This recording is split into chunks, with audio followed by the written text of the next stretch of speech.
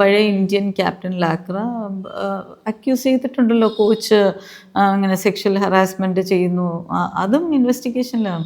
So നമുക്ക് കറക്റ്റായിട്ടൊരു ഇത് പറയാൻ പറ്റില്ല എന്താണ് അതിൻ്റെ ബിഹൈൻഡ് എന്നുള്ളത്. കംപ്ലീറ്റ് ഇൻവെസ്റ്റിഗേഷൻ വരാതെ അതിനെപ്പറ്റി കമൻറ്റ് ചെയ്യുക ഭയങ്കര പാടായിരുന്നു. അതെ അതെ ഒബ്വിയസ്ലി. ജസ്റ്റ് എന്നാലും ഒരു ഫോമർ അല്ലെങ്കിൽ ഇപ്പൊ കറന്റ്ലി എക്സിസ്റ്റിംഗ് ആയിട്ടുള്ള ഒരു പ്ലെയർ എന്നുള്ള രീതിയിൽ കാരണം ഞങ്ങൾ കളിക്കുമ്പോൾ എനിക്ക് to be open with you, ഞങ്ങൾക്ക് അങ്ങനെ ഒരു ബുദ്ധിമുട്ട് ഉണ്ടായിട്ടില്ല.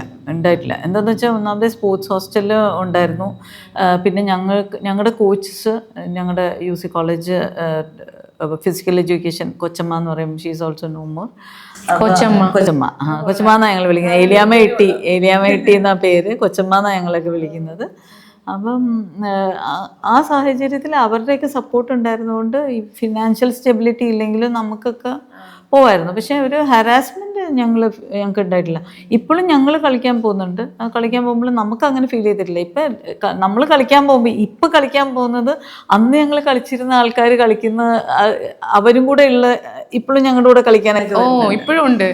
അപ്പം ആ ഒരു ഫ്രീഡവും ഫ്രണ്ട്ഷിപ്പും ഇപ്പോഴും ഞങ്ങൾ കണ്ടിന്യൂ ചെയ്യുമ്പോൾ നമുക്ക് അങ്ങനെ ഒരു ഡിഫറെൻ്റ് ആയിട്ട് ഫീൽ ചെയ്യാറില്ല. അതുകൊണ്ട് ത്രെട്ടൊന്നും ഉള്ളതായിട്ട് നമുക്ക് തോന്നാറില്ല.